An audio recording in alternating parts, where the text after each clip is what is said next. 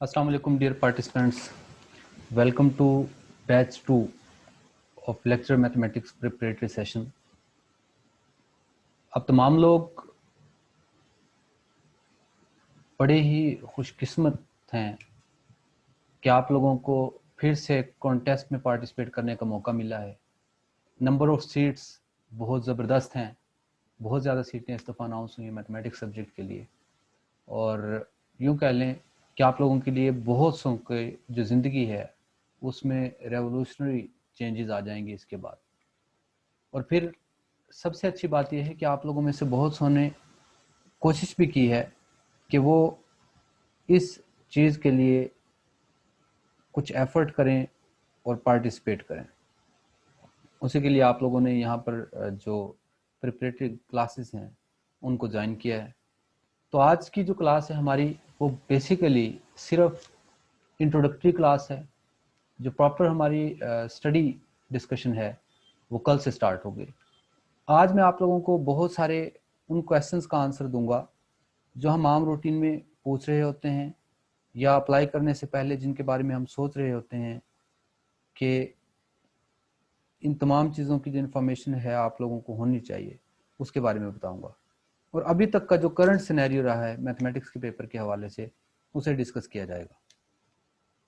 तो सबसे पहले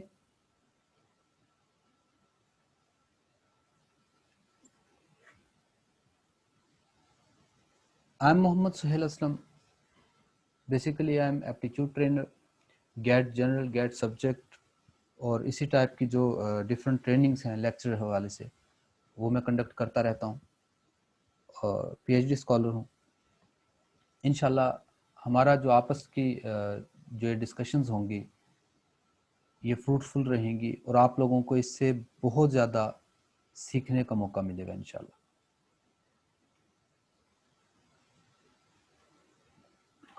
तो सबसे पहले मैं आप लोगों को ये बता दूं कि हम आम रूटीन में ये क्वेश्चन पूछते हैं कि पीपीएससी की वैकेंसीज कब आएंगी, फला पोस्ट जो है या पीसीएस का पेपर देने के बाद ये पोस्ट मिलती है या लेक्चरशिप कोई और चीज़ है, पीपीएससी क्या चीज़ है।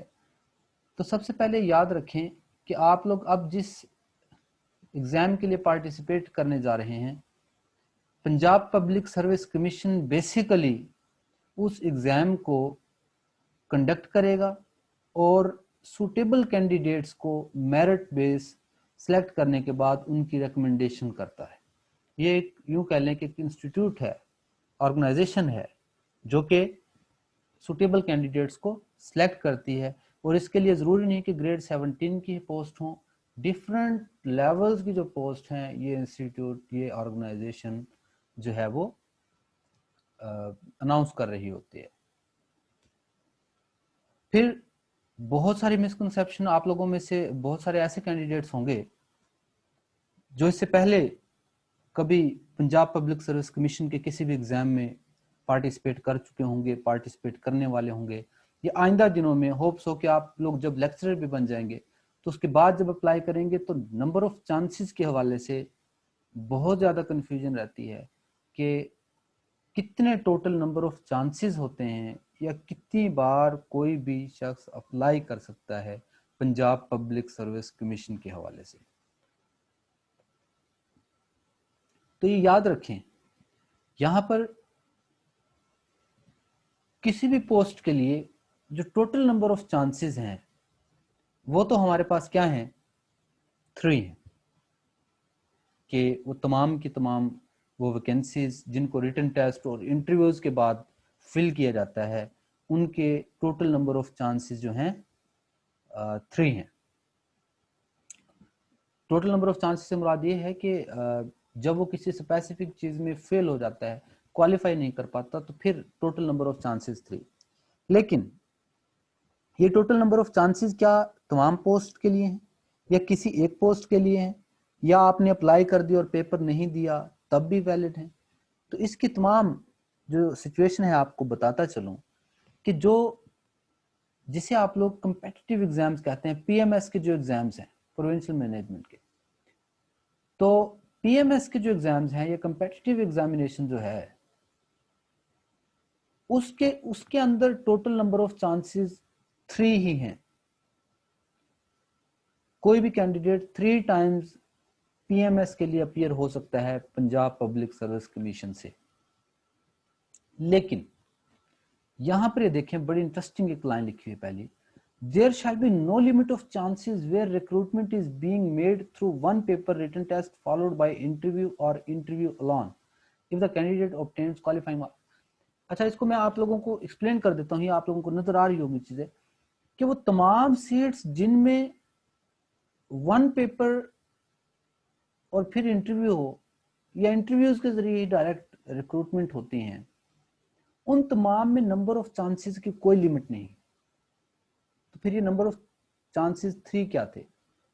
एक्चुअली आप अपना चांस अगर अवेल ना करें, यूं कह लें कि आपका चांस अगर जाया ना हो, तो आप जितनी बार चाहें पेपर दे सकते हैं, तो वो चांस कैसे आप लोगों का जाया नहीं होगा। अगर आप लोग टेस्ट में 40% से ज्यादा मार्क्स ले लेते हैं, मोर देन 40% मार्क्स अगर आप लोगों के हैं पंजाब पब्लिक सर्विस कमीशन के एग्जाम में, तो ये याद रखें कि आप लोग अपना चांस अवेल आप लोगों ने नहीं किया है, आप लोगों का चांस जाया नहीं हुआ है, आप लोग सेफ जोन में हैं। आप लोगों को इंटरव्यू के लिए कॉल आए या ना आए, इंटरव्यू के लिए कॉल कैसे आती है उसको भी हम डिस्कस करेंगे। इंटरव्यू के लिए कॉल आए या ना आए, आप लोगों का चांस अवेल नहीं हुआ। लेकिन अगर आपको इंटरव्यू के लिए कॉल आ गई और आपने इंटरव्यू दे दिया, तो फिर अगर इंटरव्यू में आपके 50% से ज्यादा मार्क्स हैं, चाहे आपकी सिलेक्शन हुई, आप ऑर्बिट ऑफ सिलेक्शन में हैं या नहीं हैं, लेकिन 50% से ज्यादा मार्क्स हैं, तो आप फिर भी अपना चांस अवेल नहीं करते। यानी कि यूं कह लें, आपका कोई चांस जाया नहीं हुआ अगर आपने टेस्ट में 40% से ज्यादा मार्क्स ले लिए, इंटरव्यू में 50% से ज्यादा मार्क्स ले। लेकिन कहीं भी जाकर आपके टेस्ट में 40% बिलो मार्क्स आ जाते हैं, तो आपका चांस जो है अवेल्ड कंसीडर होगा, मतलब वो जाया हो गया, एक चांस आप ले चुके। या फिर टेस्ट के बाद इंटरव्यू के लिए कॉल आ गई और इंटरव्यू में लेस देन 50 मार्क्स आ गए, तो फिर वो भी चांस अवेल्ड कंसीडर होगा। इस टाइप से टोटल नंबर ऑफ चांसेस आप 3 आप ले सकते हैं। जब चांस यूज कर लें आप अपना, तो फिर, और दूसरी बात, आप हर पोस्ट के लिए ऐसे ही 3 चांसेस अवेल कर सकते हैं। और लेक्चरर के डिफरेंट सब्जेक्ट्स में अगर आप लोगों ने मास्टर्स किया है, तो हर सब्जेक्ट के लिए 3 चांसेस आप लोग अवेल कर सकते हैं। तो इस वजह से नंबर ऑफ चांसेस की तो ये क्लैरिटी आप लोगों में होनी चाहिए। ओके, नेक्स्ट हमारे पास जो चीज है that is qualification. Qualification Punjab public service commission lecturer के लिए जो क्वालिफिकेशन रिक्वायर्ड है वो जस्ट मास्टर्स डिग्री है। इसके लिए किसी टाइप का कोई बीएड एमएड रिक्वायर्ड नहीं होता।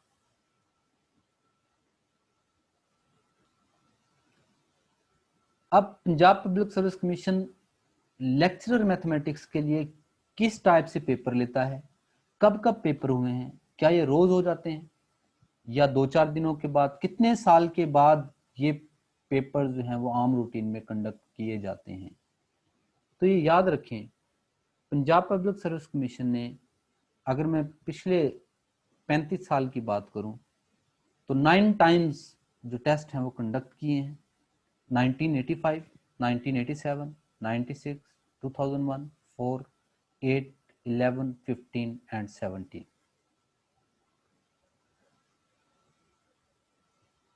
2011 से पहले जो मॉड था पेपर का, दैट वाज सब्जेक्टिव टाइप, जबकि अभी तक पंजाब पब्लिक सर्विस कमीशन ने just 3 times objective type paper लिया है, 2011 में, 2015 में और 2017 में।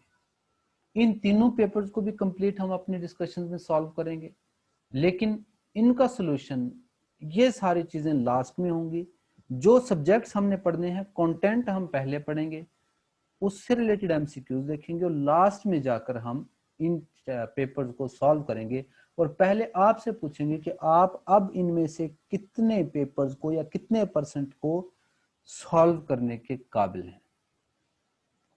तो ये कुछ हिस्ट्री है मैथमेटिक्स के हवाले से कि 2011 में 2011 वो आखिरी दौर था जब कॉन्ट्रैक्ट बेस्ड सीट आया करती थी और बाद में लोग परमानेंट हुआ करते थे। 2011 के बाद जो 15 और 17 के बैच हैं उनमें परमानेंट रिक्रूटमेंट्स हुई हैं, यानी कि लोग रेगुलर बेसिस पर ज्वाइन किया है लोगों ने। तो ये लास्ट रिक्रूटमेंट थी जिसमें कॉन्ट्रैक्ट पे वैकेंसी आई थी। इसके अंदर 2011 में मैथमेटिक्स के हवाले से अगर मैं बात करूं स्पेशली, तो मैथमेटिक्स की 65 सीट्स अनाउंस हुई थी मेल की और 65 सीट्स ही अनाउंस हुई थी फीमेल की। ऐसे ही 2015 की अगर बात करूं तो 2015 में 71 सीट्स अनाउंस हुई थी मेल की और 108 सीट्स अनाउंस हुई थी फीमेल की। 2017 में जो मेल्स की नंबर ऑफ सीट्स थी वो 70 थी, जबकि जो फीमेल्स की नंबर ऑफ सीट्स थी वो हमारे पास 95 थी। अब अगर हम बात करें जो रिसेंटली रिक्रूटमेंट अनाउंस हुई है जिसके लिए आप लोग अपने आप को प्रिपेयर करने के लिए जा रहे हैं, उसमें फीमेल्स के लिए 80 सीट्स अनाउंस हुई हैं और मेल्स के लिए 100 सीट्स अनाउंस हुई हैं। तो मेल्स के लिए स्पेशली ये नंबर ऑफ सीट्स जो हैं वो बहुत ज़्यादा हैं इस दफ़ा, या हाईएस्ट कह सकते हैं आप लोग। और अगर फीमेल्स की बात करूं तो 15 में इससे ज़्यादा वैकेंसीज आ चुकी हैं फीमेल्स के लिए। लेकिन ये याद रखें, फीमेल्स को थोड़ा सा ये बताने के लिए या मोटिवेट करने के लिए बताता चलूं कि ये वो वैकेंसीज थी जिसमें 108 सुटेबल कैंडिडेट्स चाहिए थे पंजाब पब्लिक सर्विस कमीशन को। तो 1:5 के हिसाब से Punjab public service commission candidates को कॉल करता है इंटरव्यू के लिए। तो यूं कह लें कि 540 कैंडिडेट्स को इंटरव्यू के लिए कॉल किया जाना था, ऐसे कैंडिडेट जिनके मार्क्स 40 से ज्यादा हों। तो आप हैरान हो जाएंगे कि फीमेल्स की तकरीबन 110 के करीब तादाद थी जिनके मार्क्स मोर देन 40 थे। तो ये आप लोगों के लिए बड़ी हैरानकुन बात होगी कि टोटल आप लोगों के पास 110 कैंडिडेट्स पास हुए थे अगेंस्ट 108 पोस्ट, जबकि 540 कैंडिडेट्स ऐसे चूज करने थे जिनके मार्क्स मोर देन 40 होते। इसका मतलब ये हुआ कि जो 7 या 8 हजार लोगों ने अप्लाई किया था फीमेल्स ने, उनमें से सिर्फ 110 कैंडिडेट्स ऐसे थे जिनके मार्क्स मोर देन 40 आए। तो इस हवाले से अब आप लोग अगर थोड़ी सी भी मेहनत करें या थोड़े से भी अच्छे मार्क्स लें, तो थोड़े से अच्छे मार्क्स से मुराद ये है कि अगर आप लोग 60 या 65 को क्रॉस कर जाते हैं तो पॉसिबली ये अज्यूम किया जाता है, लास्ट टाइम सबसे ज्यादा मेरिट था तो मेल्स का मेरिट 55 था और फीमेल्स का अबाउट 50 मेरिट था, जिसके यानी कि जिसके 50 मार्क्स आ गए थे या 55 आ गए थे मेल्स में से, तो उनको इंटरव्यू के लिए कॉल किया गया। तो ये यूं कह लें कि आप लोगों का जो टोटल टेस्ट बेस्ड ये सिचुएशन है, अगर आप लोगों को टेस्ट के लिए कॉल कर लिया जाता है तो फिर आप लोगों का सिर्फ 5 लोगों के साथ मुकाबला रह जाता है, जो कि बड़ी ही एक आपका प्लस पॉइंट होता है जब आप लोग टेस्ट क्वालिफाई करके इंटरव्यू में चले जाते हैं, क्योंकि इस दौरान बहुत सारा कंपटीशन खत्म हो चुका होता है। तो ये 2020 की वैकेंसीज थी। अब लास्ट डेट टू अप्लाई इसकी जो थी वो हमारे पास अब अनाउंस हो चुकी है, 8 सितंबर जो है इसकी अप्लाई करने की लास्ट डेट है। तो मैं अब जो डिस्कशन करूंगा वो डिस्कशन होगी अभी तक के जो तमाम एमसीक्यूज पेपर आए हैं, वो टोटल 3 आए हैं जो पंजाब पब्लिक सर्विस कमीशन ने लेक्चरर रिक्रूटमेंट के लिए लिए। इनको थोड़ा सा डिस्कस करेंगे और फिर इन्हीं को देखते हुए हम ये कोशिश करेंगे कि हम उन एरियाज को, उन सब्जेक्ट्स को जरूर टच करें, थॉरोली देखें, जो पंजाब पब्लिक सर्विस कमीशन अपने लेक्चरर पोस्ट के लिए यूज करता है। तो लेक्चरर पोस्ट के लिए हमारे पास जो सब्जेक्ट्स हैं उसकी क्लासिफिकेशन से पहले यहां पर मैंने बताया है कि टोटल हमारे पास जो टाइम होता है 100 एमसीक्यूज के लिए वो 120 मिनट्स होता है। और इसके अंदर सबसे जो इंपॉर्टेंट बात है वो ये है कि इसके अंदर नेगेटिव मार्किंग होती है 0.25 मार्क्स की, जो कि बड़ी ही क्रूशियल है। मैथमेटिक्स के कैंडिडेट्स के अगर मोर देन 60 मार्क उसे पता है कि श्योर हैं, तो फिर मैं ये कहूंगा कि आप लोगों ने किसी सूरत भी एक एमसीक्यू का भी रिस्क नहीं लेना है, क्योंकि इसका मेरिट मैथमेटिक्स का इतना ज्यादा नहीं बनता। बहुत सारे स्टूडेंट्स विदाउट प्रिपरेशन वहां पर गए हुए होते हैं, जिसके बाद बहुत कम मार्क्स लोगों के आते हैं। और आप लोगों ने मोर देन 60 के केस में कभी भी जो रिस्क पे किसी ऑप्शन को अटेम्प्ट नहीं करना। इसी तरीके से जो पीपीएससी 100 एमसीक्यूज हैं वो सब्जेक्ट बेस्ड लेता रहा है 2011 में, 2015 में, लेकिन 2017 was the very first year in which subject plus general ability questions were introduced। ये वो साल था जिसमें सब्जेक्ट के साथ साथ जनरल एबिलिटी के क्वेश्चंस को भी क्या किया गया, इंट्रोड्यूस किया गया। अब जनरल एबिलिटी में क्या चीज है, कितने मार्क्स का आता है, वो भी मैं आप लोगों को बताऊंगा। मेरिट कैलकुलेशन कैसे होती है? मेरिट कैलकुलेशन टोटल आपका जो एकेडमिक है वो 40 मार्क्स के अगेंस्ट आप लोगों को कैलकुलेट किया जाता है। और यहाँ पर वो स्टूडेंट्स जिनको ये लगता हो कि उनकी मास्टर्स में, ग्रेजुएशन में, इंटर क्लासेस में या मैट्रिक क्लासेस में कभी कम मार्क्स हैं कुछ, या बहुत कम मार्क्स हैं, सेकंड डिव्स भी हैं तमाम, तो उनको भी परेशान होने की जरूरत नहीं है। मैं आपको ऐसी बहुत सारी एग्जांपल्स दे सकता हूं जिसमें बहुत सारे सेकंड डिव्स वाले कैंडिडेट बड़े अच्छे मेरिट नंबर के साथ लेक्चरर क्वालिफाई किया है उन्होंने। उसकी रीजन ये है कि आप सेकंड डिव्स के साथ भी ऑलमोस्ट 30 प्लस मार्क्स सिक्योर करते हैं। तो 32 टू 38 या 48 तो यूं कह लें कि एक्स्ट्रा ऑर्डिनरी केस होगा, 38 तक, 32 से 38 के अबाउट में ये मार्क्स होते हैं जो एकेडमिक हर एक बंदे के बन जाते हैं।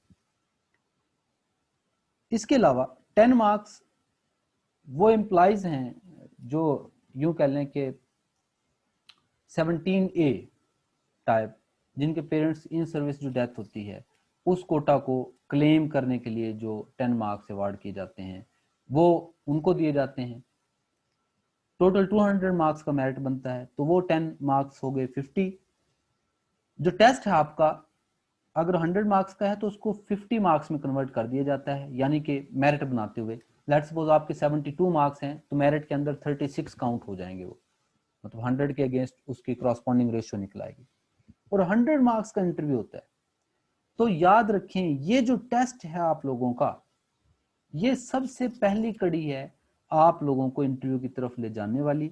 इसमें बहुत सारे ऐसे कैंडिडेट जिनकी 4/4 CGPAs हैं, जिनके 90% प्लस हैं, चाहे यहाँ पर 38 या 40 ही क्यों ना बन गए हों, लेकिन अगर उनका टेस्ट के अंदर वो टॉप वाले कैंडिडेट्स में, लेट्स सपोज अब 100 पोस्ट हैं तो 500 टॉप कैंडिडेट्स को इंटरव्यू के लिए कॉल किया जाएगा। तो अगर वो टॉप 500 में नहीं आता तो फिर उसके वो तमाम मार्क्स किसी काम के नहीं। जबकि दूसरी तरफ एक बहुत ही एवरेज कैंडिडेट टॉप 500 के अंदर लाई कर जाता है तो फिर वो अपने से बहुत ज्यादा अच्छे मार्क्स वालों को पहले ही फेज में क्या कर चुका होता है, कंप्लीट कर चुका होता है। तो इस वजह से आपने इस पे फोकस सारा रखना है। एकेडमिक्स आप उसको ना चेंज कर सकते हैं, ना उसकी इतनी ज्यादा वेटेज है कि आप उसके बारे में परेशान हों। आपने टॉप कैंडिडेट्स के अंदर जाने की कोशिश करनी है। इंटरव्यू 100 मार्क्स का है। यहां पर सबसे पहले हम सब्जेक्ट को ऑब्वियसली टच करेंगे, सब्जेक्ट की डिस्कशन करेंगे मैक्सिमम, जिसके अंदर 80% सब्जेक्ट बेस्ड पोर्शन है। और उसके अंदर सबसे पहले हम पास्ट पेपर्स को जरा देखेंगे कि पास्ट पेपर्स में क्या काम किया गया, किस टाइप से पेपर जो है वो आया, या पेपर डिस्ट्रीब्यूशन क्या थी। तो सबसे पहले हम जो first MCQ paper Punjab public service commission ने लेक्चरर मैथमेटिक्स के लिए कंडक्ट किया, दैट वाज 2011। उसमें टोटल मैंने जो इसकी क्लासिफिकेशन की है 6 पार्ट्स में इसकी क्लासिफिकेशन की है। फर्स्ट 3 पार्ट्स उसके कौन से हैं? Abstract and linear algebra, real analysis, complex analysis and differential geometry, vector tensor and mechanics, topology and functional analysis. और ये लास्ट जो कैटेगरी है इसके अंदर differential equations, stat probability theory और ट्रिग्नोमेट्री टाइप जो क्वेश्चंस हैं वो इसके अंदर यूं कह लें कि इसमें डिफरेंट जो रिमेनिंग सब्जेक्ट्स हैं जो 1 और 2 मार्क्स ईच आते हैं उनको। तो मेन इससे पहले 5 कैटेगरीज हैं, 6th कैटेगरी बेसिकली अदर्स की कैटेगरी है।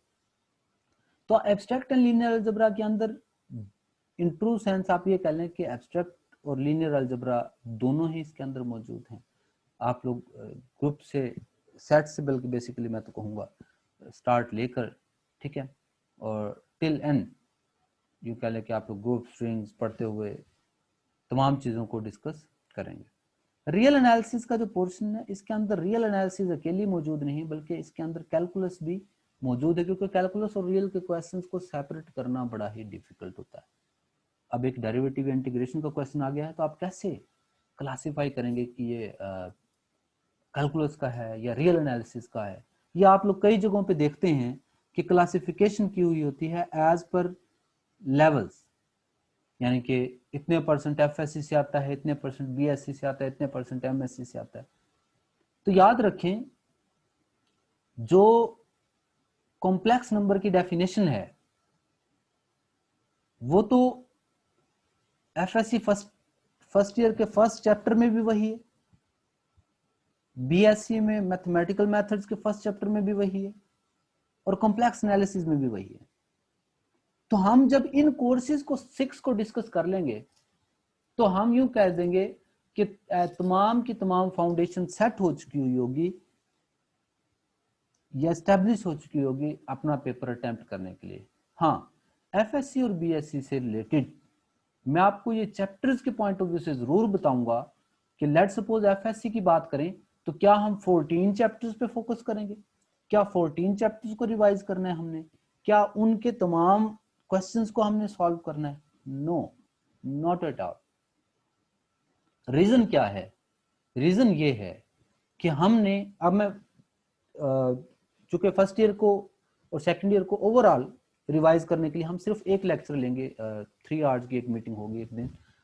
तो फर्स्ट ईयर की अगर बात करें तो आप just chapter number 1, chapter number 2, chapter number 3, उसके बाद आप लोग चैप्टर नंबर 7, चैप्टर नंबर 11 और 14, 13 और 14 बेसिकली कह लें कि first 3 chapter, last 3 chapter, last 3 में भी 12 को छोड़ के, यानी कि 11, 13 और 14 और 7 चैप्टर।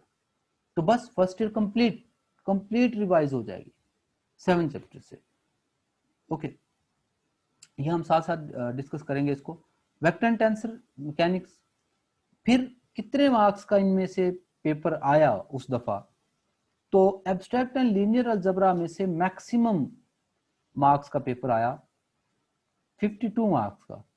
फर्दर मतलब अगर हम बात करें तो इसके अंदर बात की जा सकती है कि जाहिर है 25 मार्क्स का इसके अंदर जो है वो ग्रुप थ्योरी का था, 5 मार्क्स का इसके अंदर रिंग का था, 2 मार्क्स का फील्ड की डेफिनेशन और एक फील्ड से रिलेटेड क्वेश्चन था, वेक्टर स्पेसिस के 15 क्वेश्चंस थे, मैट्रिसेस के 2 क्वेश्चन थे, आइगन वैल्यूज के 2 क्वेश्चन थे। तो 52 ये ऐसी डिस्ट्रीब्यूशन थी जिसके अंदर groups, rings, field, vector space, matrices और जो आइगन वैल्यूज हैं वो तमाम की तमाम इसके अंदर इंक्लूडेड हैं। लेकिन ओवरऑल 52 मार्क्स का abstract and linear algebra portion से पेपर बन गया। रियल एनालिसिस और कैलकुलस से हमारे पास 14 मार्क्स का पेपर आया। Complex analysis and differential geometry, differential geometry से एक या दो ही एमसीक्यूज लिए जाते हैं हर दफा, और वो मतलब वो शॉर्ट पोर्शन है। कॉम्प्लेक्स एनालिसिस से 3 मार्क्स का था, सिंगल मार्क्स की डिफरेंशियल ज्योमेट्री का इसके अंदर पेपर था। वेक्टर एंड टेंसर की अगर हम बात करें तो वेक्टर से ये टोटल 13 मार्क्स के थे, ठीक है। तो वेक्टर से यहाँ पर 6 क्वेश्चंस थे, टेंसर से 3 क्वेश्चंस थे, मैकेनिक्स से 4 क्वेश्चंस थे इसके अंदर। टोपोलॉजी एंड फंक्शनल एनालिसिस की अगर बात करें तो टोपोलॉजी और मीट्रिक स्पेसिस से ही इसके अंदर अभी तक क्वेश्चंस आते हैं। फंक्शनल एनालिसिस के अंदर नॉर्म्ड स्पेसिस को या हिल्बर्ट स्पेसिस को, इनर प्रोडक्ट, तो नॉर्म्ड और इनर प्रोडक्ट स्पेसिस को या हिल्बर्ट स्पेसिस को डिस्कस नहीं करता, वहां तक जाने की जरूरत पेश नहीं आती। तो 6 मार्क्स इसमें टोपोलॉजी के थे और 3 मार्क्स इसमें जो मीट्रिक्स के थे, मीट्रिक स्पेस के थे। और ये हम अगर बात करें जिसकी जो रिमेनिंग पोर्शन है, इसके अंदर 8 क्वेश्चंस थे, जिसके अंदर प्रोबेबिलिटी से रिलेटेड, ओडी से रिलेटेड क्वेश्चंस जो हैं वो डिफरेंट इंक्लूडेड थे। फिर हम आ जाते हैं सेकंड पीपीएससी का जो पेपर हुआ, दैट वाज कंडक्टेड इन 2015। 2011 के पेपर को जब देखें तो इसके अंदर एब्स्ट्रैक्ट एंड लीनियर अलजेब्रा का एक बहुत बड़ा पोर्शन रखा गया, जिससे ये एज्यूम किया गया कि शायद प्योर मैथमेटिक्स से ही पूरा लेक्चरशिप का पेपर बन के आता है, जबकि ऐसा हरगिज नहीं था। इससे पहले जो सब्जेक्टिव पेपर्स भी होते थे, तो अगर आप लोग उन्हें भी देखें तो मैथ सिटी पे वो तमाम पेपर्स अवेलेबल हैं वेबसाइट पे, तो उनको अगर आप लोग देखें तो उसमें भी प्योर और अप्लाइड का एक प्रॉपर, ये कह लें कि वेटेज बड़ी जबरदस्त उसमें मौजूद थी। तो बहुत सारे कैंडिडेट्स ने इसको थोड़ा सा यूं कह लें कि सजेशंस भेजें कि इसकी जो परसेंटेजेस हैं, करस्पॉन्डिंग परसेंटेजेस, उसको थोड़ा सा रिवाइज किया जाना चाहिए। तो बहरहाल 2015 में एक बड़ा ही बैलेंस टाइप का पेपर आया, लेकिन जो मेन स्ट्रीम कैटेगरीज हैं वो वही रही कि abstract and linear algebra, real analysis, complex analysis and differential geometry, vector tensor and mechanics, topology and functional analysis, differential equation, stat and trigonometry वगैरह जो कंबाइंड पोर्शंस हैं। लेकिन इस पेपर के अंदर एक पॉजिटिव चेंज ये आया कि इसमें बड़ा ही बैलेंस टाइप का पेपर था कि 24 मार्क्स का एब्स्ट्रैक्ट एंड लीनियर अलजेब्रा आया। तो इसमें से ग्रुप्स को 13 मार्क्स अवार्ड किए गए, रिंग्स में से 5, फील्ड में से 1 था, वेक्टर स्पेस में से 5 थे, और आइगन वैल्यूज और मैट्रिसेस को उसने टच नहीं किया। लेकिन बहरहाल बड़ा बैलेंस टाइप का पेपर था। कैलकुलस और रियल एनालिसिस से 23 मार्क्स का पेपर आया। Complex analysis and differential geometry, अभी देखें जब आप लोग 2011 की बात कर रहे थे तो 2011 के अंदर रियल एनालिसिस से 14 मार्क्स का था, लेकिन इस दफा रियल एनालिसिस की वेटेज क्या हुई, बढ़ गई। अच्छा, complex analysis and differential geometry, यहाँ से 12 मार्क्स का पेपर आया, जिसमें कॉम्प्लेक्स एनालिसिस के 8 क्वेश्चंस थे, लेकिन डिफरेंशियल ज्योमेट्री में से 4 एमसीक्यूज पूछे गए और बड़े ही सिंपल यूं कहने के क्वेश्चंस वहां से आए। वेक्टर टेंसर एंड मैकेनिक्स से क्वेश्चंस आए, यहाँ पर टेंसर से रिलेटेड क्वेश्चन ना आया, लेकिन वेक्टर से 10 क्वेश्चंस और मैकेनिक्स जो है वो 3 क्वेश्चंस थे। इसी तरीके से फिर टोपोलॉजी एंड फंक्शनल एनालिसिस था, तो टोपोलॉजी से 8 क्वेश्चंस और मीट्रिक स्पेसिस से 6 क्वेश्चंस थे। नॉर्म स्पेसिस और इनर प्रोडक्ट स्पेसिस से रिलेटेड कोई क्वेश्चन इस बार भी नहीं पूछा गया था। उसके बाद जो ये कह लें कि जो 14 क्वेश्चंस थे, इसमें जो 2015 का पेपर था, जो प्रीवियस पेपर था, उसमें ओडीज का जस्ट 2011 वाले में 1 या 2 मार्क्स का जो है वो पूछा गया था डिफरेंशियल इक्वेशंस को। लेकिन 2015 वाला पेपर एक वायद पेपर था जिसमें ओडीज यानी कि ऑर्डिनरी डिफरेंशियल इक्वेशन से भी 5 मार्क्स का पेपर पूछ लिया गया था, और बाकी सब में से डिफरेंट 1 और 2 मार्क्स की वेटेज, ट्रिग्नोमेट्री 3 to 4 मार्क्स की थी इसके अंदर। तो ये उसकी वेटेज यहाँ पर रही। फिर उसके बाद हमारे पास 2017 का पेपर, ये 11 आई थिंक सो मिस्टेकनली यहाँ पर अभी मौजूद है, 2017 का जो पेपर हुआ है उसके अंदर भी यही 6 सब्जेक्ट्स क्लासिफिकेशन मौजूद है और उसमें पहली बार 6 पोर्शन की बजाय 7th पोर्शन यानी कि 20% जनरल नॉलेज को इंट्रोड्यूस करवाया गया। तो इस पोर्शन के इंक्लूड करने के बाद जो क्रॉसपॉन्डिंग वेटेजेस हैं बहुत डिस्टर्ब हुई। अलजबरा को बहुत कम वेटेज दी गई 12, लेकिन यहाँ पर हैरानकुन तौर पर रियल एनालिसिस जो 14 से 23 पे आया, उसके बाद 26, मतलब रियल एनालिसिस या डेरिवेटिव इंटीग्रेशन और बेसिक टाइप के जो कॉन्सेप्ट्स हैं उनको इंक्रीज कर रहा है क्रॉसपॉन्डिंग वेटेजेस में, लेकिन complex analysis and differential geometry की वेटेज को कम कर दिया गया। वेक्टर एंड टेंसर एनालिसिस से 18 क्वेश्चंस थे, टोपोलॉजी एंड फंक्शनल से 10 क्वेश्चन। ये कंसिस्टेंट रहे हैं दोनों पोर्शन। सिर्फ कॉम्प्लेक्स एनालिसिस को इस दफा बहुत कम वेटेज दी गई थी 2017 में। और एक्चुअली इसके अंदर कुछ एक रीजन ये भी है कि इसका जो मेन पेपर था 2017 का, उसके तमाम क्वेश्चंस पूरे नहीं है। 4 to 5 क्वेश्चंस उसके मिसिंग थे। पूरा पेपर कहीं पे भी अवेलेबल नहीं था। तो इस वजह से ये 5 क्वेश्चंस के बगैर या 7 क्वेश्चन के बगैर ही ओवरऑल वेटेजेस हैं। और 20 मार्क्स का यहाँ पर जनरल नॉलेज इंसर्ट किया गया। 20 मार्क्स का जो जनरल नॉलेज है उसकी क्या क्लासिफिकेशन है कि कितने मार्क्स का जनरल एबिलिटी क्वेश्चन या जनरल नॉलेज जिस पोर्शन को हम नाम देते हैं उसमें से कितने मार्क्स का पेपर आता है। तो उसकी क्लासिफिकेशन बताता चलूं कि इंग्लिश से 4 marks, basic math 2 marks, science 2 marks, Urdu 2 marks, computer 2 marks, Pakistan affairs 4 marks and current affairs 4 marks. और ये जो लास्ट 2017 में पेपर हुए थे उनको देखते हुए ये क्लासिफिकेशन ली गई है। डिफरेंट लेक्चरर के पेपर्स को देख के तमाम के अंदर इस पैटर्न को फॉलो किया गया, जिसकी बेसिस पर ये उसकी जो कैटेगराइजेशन है कि इन पोर्शंस को डिस्कस किया जाएगा। तो इनका प्रॉपर सिलेबस है जनरल एबिलिटी क्वेश्चंस के लिए पंजाब पब्लिक सर्विस कमीशन का, उसी को हम फॉलो करेंगे और उसी से रिलेटेड जो है इसको प्रिपेयर करेंगे। बहरहाल सबसे पहला हमारा फोकस होगा उन 6 एरियाज पर जो पेपर्स के लिहाज से इंपॉर्टेंट है।